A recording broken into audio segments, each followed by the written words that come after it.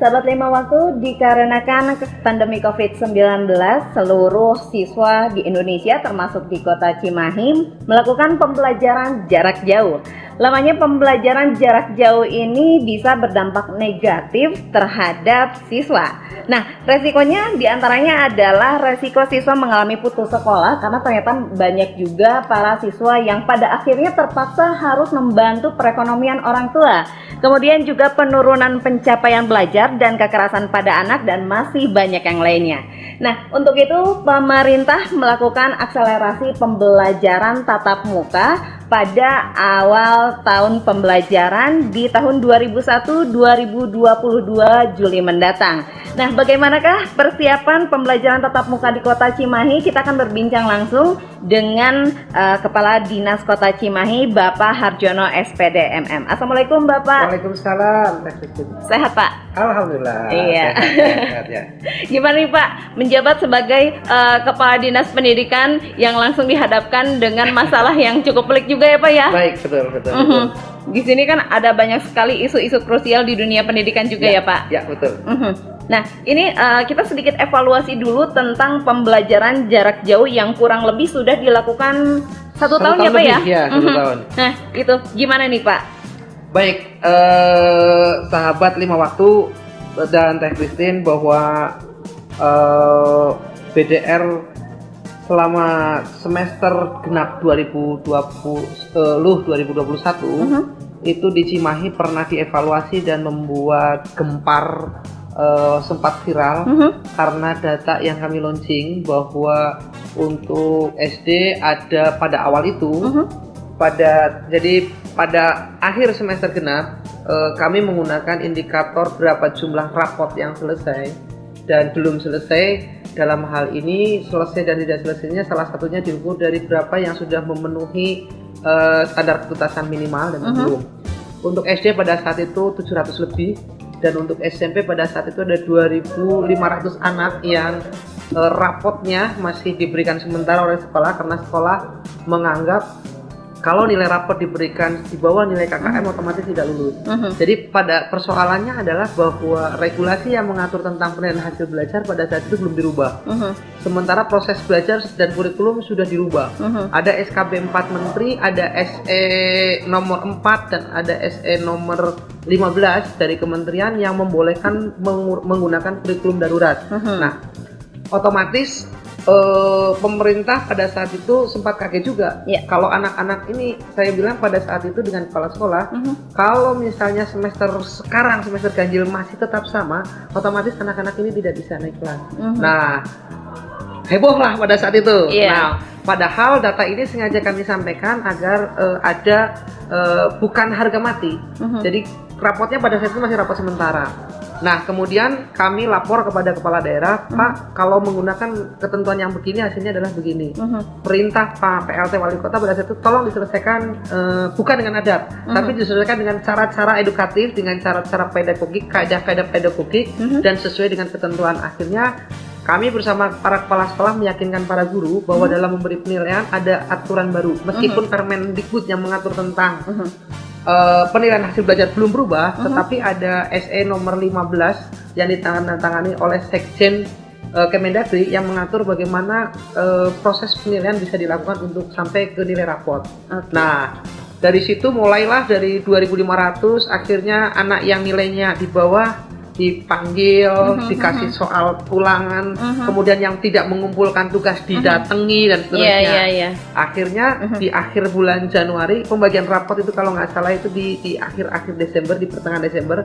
Pada Januari terus dilakukan perbaikan-perbaikan dan sebelum masuk pada saat itu kan masuk tahun ajaran baru itu tanggal 11 Februari. Nah, sebelum itu terus dilakukan dan terakhir hampir semua rapot anak-anak sudah selesai. Dan karena evaluasi itu KPAI, Komisi Perlindungan Anak Indonesia sempat datang dan menanyakan kenapa di Cimahi ada persoalan seperti itu dan apa langkah yang sudah dilakukan, dan kami memberi penjelasan. Tuntutan kami sebetulnya adalah pada saat itu beri panduan yang jelas kepada guru-guru dalam hal memberi penilaian. Karena BDR itu bukan hanya persoalan penilaian saja. muaranya memang pada saat nilai raport ya, Mhm. pembelajaran jarak jauh itu. Nah, tetapi juga ada banyak hal. Yang pertama, anak-anak itu dengan BDR itu jadi mager, malas gerak. Mhm. Apalagi di salah satu 5M itu, rem yang kelima adalah membatasi mobilitas. Iya. Jadi anak-anak memang tertahan di rumah. Mhm. Jadi kemungkinan besar bisa kita duga bahwa tingkat kebugaran anak-anak kita turun. Iya, betul. Yang kedua, tadi sudah Teh Christine sampaikan dengan baik, anak-anak ada yang mengalami kekerasan. Betul.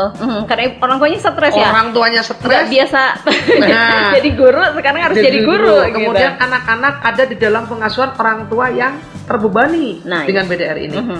Nah, dampaknya otomatis anak-anak mengalami tekanan Mhm. baik secara psikologi maupun secara psikososial. Betul. Jadi secara psikologi tadi, untuk yang tidak bisa daring kan boleh luring. Mhm. Setiap minggu orang tuanya mengambil tugas dari Iya. sekolah, Mhm. dikasihkan ke anak tanpa penjelasan. Mhm. Ibunya tidak bisa menjelaskan, kakaknya syukur kalau kakaknya bisa menjelaskan. Jadi anak berhadapan dengan soal dibaca, sambil tidur sambil apa, kita tidak bisa, Iya, dia iya. stres. Mhm. Nanya ke orang tua malah yang ada dapat, lah kamu mah nggak bisa, Iya. keluar kalimat-kalimat yang tidak sepatutnya Iya, diterima oleh anak-anak. betul. Mhm, Dan mhm. anak-anak secara psikologi kena. Iya. Yang kedua, tanpa sadar kita juga sebetulnya memberi beban psikososial pada anak-anak. Misal begini, ada tetangga kita yang kena. Mhm.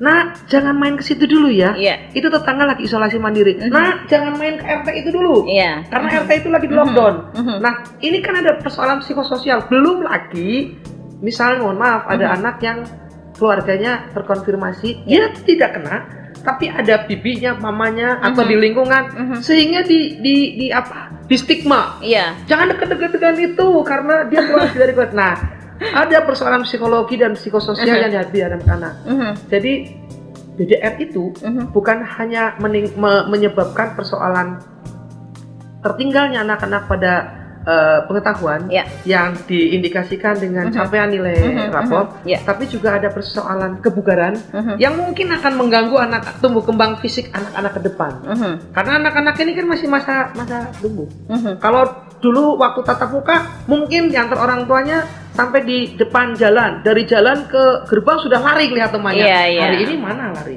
Nggak bisa. Anak-anak cuma pergi dari kamar, Mhm. kemudian ke tempat makan, Mhm. ke kamar mandi, ke kamar Mhm. lagi, main nggak jauh di halaman. Mhm. Begitu mau main keluar, nah di luar bahaya. Iya.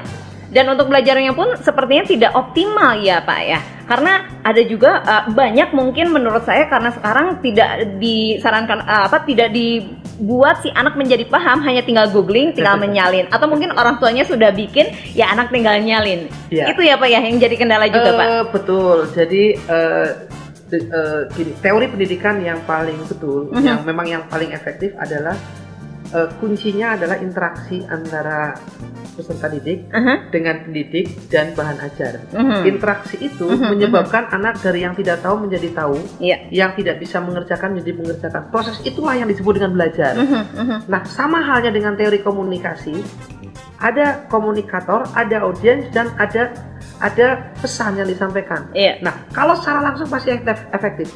Tetapi ketika menggunakan media komunikasi, Mhm. HP, surat, Iya. televisi, ada noise di sana. Iya. Ada gangguan yang bisa menyebabkan pesan hilang. Iya. Mhm. Pesan tidak sampai sepenuhnya. Sama halnya seperti belajar hari ini. Mhm. Ketika tatap muka, guru, siswa, bahan ajar, ketemu interaksi langsung, itu efektif. Iya. Tinggal kemampuan anak itu berbeda-beda. Ada yang Mhm. cepat menangkap, ada yang Mhm. harus anak tipenya repeater, harus diulang 2-3 kali baru bisa gitu ya. Mhm. Tapi itu lebih efektif daripada, mohon maaf, ketika misalnya menggunakan Zoom, menggunakan Iya. Google Meet, itu kan ada gangguan teknologi. Betul. Jadi betul sekali bahwa satu dari teorinya memang BDR itu seperti itu. Iya. Dibandingkan dengan tatap muka lebih efektif tatap muka. Yang Mhm. kedua, bahan ajarnya. Mhm, mhm. Kalau dulu kurikulum 2013 itu bahan ajarnya itu ada kompetensi minimum, ada kompetensi dasar, ada Iya. kompetensi inti. Nah, karena pertemuan jam belajar siswa dikurangi, misal bahasa Indonesia tadinya 6 jam pelajaran, 1 jam pelajarannya teori penuhnya 45 menit atau yang standar pakai 30 menit. 6 kali 30 itu 180 menit. Nah, dengan Zoom berapa lama? Iya, sebentar. Durasinya sebentar sehingga bahan pelajaran pun direduksi menjadi materi esensial di situ. Nah, di dalam menentukan materi esensial, tidak semua guru memiliki kemampuan untuk menentukan materi esensial. Materi esensial itu sebetulnya definisinya adalah pengetahuan yang diperlukan oleh anak untuk kehidupan di masa depan dan hari ini tidak ada dalam struktur pengetahuan anak. Itu yang disebut dengan materi esensial. Tetapi untuk sampai level itu, dulu guru tidak diajari sampai mencari mana materi esensial. Karena silabus itu ini bahan pelajaran dan seterusnya. Nah, karena itu kendala ini biasanya ditangani dengan musyawarah, diselesaikan dengan cara musyawarah guru mata pelajaran. Guru-guru satu rumpun, satu mata pelajaran berdiskusi untuk menentukan materi esensial, materi yang tidak ada di pengetahuan anak hari ini tapi diperlukan untuk kehidupan ke depan. Nah, otomatis materi esensial dibandingkan dengan dua kurikulum yang penuh itu kalau dihitung persentasenya itu kan kurang lebih hanya maksimal di angka 20%. Bayangkan Teh Christine, dulu angkatan kita, angkatan tahun di atas angkatan COVID itu menerima materi 100%, yang sekarang cuma materinya 20%. Kalau anaknya mampu di bawah pengawasan orang tua yang juga bisa mengarahkan, mungkin dia akan cerdas karena dia bisa googling, dia fasilitas di rumah lengkap.